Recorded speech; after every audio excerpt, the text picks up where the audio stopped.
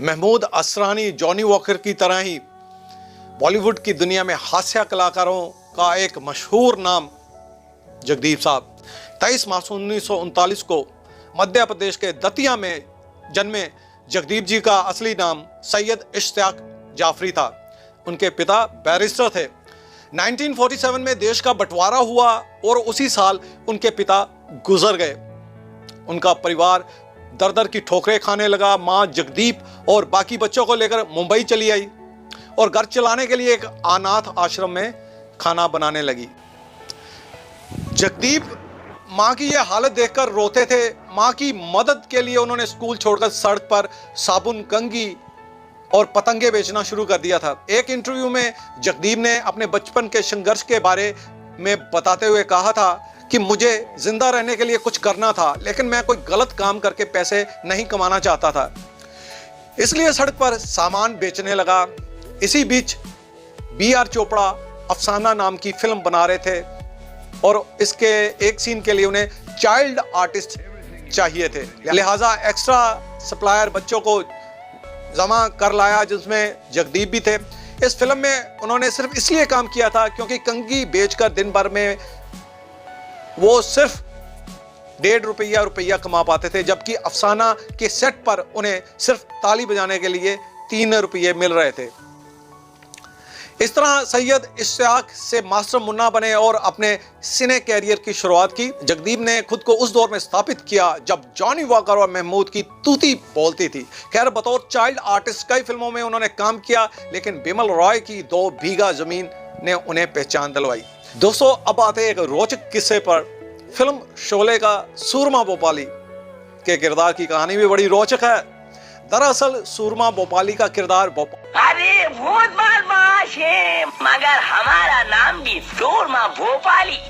भोपाल के forest officer Nahar Singh पर आधारित था। भोपाल में अरसे तक रहे जावेद अख्तर ने नाहर सिंह के किस्से सुन रखे थे, इसलिए जब उन्होंने सलीम के साथ फिल्म शोले लिखना शुरू किया तो जो कॉमेडी का पुट डालने के लिए नाहर सिंह से मिलता किरदार सूरमा भोपाली तैयार कर दिया। फिल्म रिलीज हुई और सूरमा भोपाली मशहूर हो गए, लेकिन इधर भोपाल में नाहर सिंह का काफी मजाक बनने लगा। सलीम जावेद से खफा हो गए। एक तो उनका फिल्म में मजाक बनाया, ऊपर से फॉरेस्ट ऑफिसर को लक्कड़हारा बना दिया। ऐसे में नाहर सिंह सीधे मुंबई पहुंच गए और जगदीप के सामने आकर लड़ाई की मुद्रा में खड़े हो गए। जॉनी वॉकर ने नाहर सिंह को समझाकर वापस भेजा। इस किस्से के बारे में जगदीप ने एक इंटरव्यू में कहा था कि फिल्म शोले के रिलीज होने के साल भर बाद मैं स्टूडियो में शूटिंग कर रहा था, तभी मेरी नजर एक आदमी पर पड़ी जो मुझे घूर रहा था। मैं डर गया और चुपचाप वहां से निकल रहा था। तभी उसने मुझे रोककर कहा, कहाँ जा रहे हो? कहाँ? मुझे देखो, मेरा रोल किया है और अब पहचानते भी नहीं हो। 2 साल का बच्चा भी मेरा मजाक बना रहा है। जगदीप को काफी देर बाद बात समझ आई, लेकिन वह डर रहे थे कि नाहर सिंह को कैसे समझाया जाए। लेकिन बाद में जॉनी वॉकर ने उनकी मदद की और नाहर सिंह को समझाकर वापस भोपाल भेज दिया। हाँ, बाद में फिल्म जगदीप साहब ने सूरमा भोपाली नाम से एक फिल्म भी बनाकर रिलीज की थी। दोस्तों, ये एक रोचक किस्सा था जो फिल्म इंडस्ट्री के मशहूर हास्य कलाकार जगदीप जी के साथ बीता था।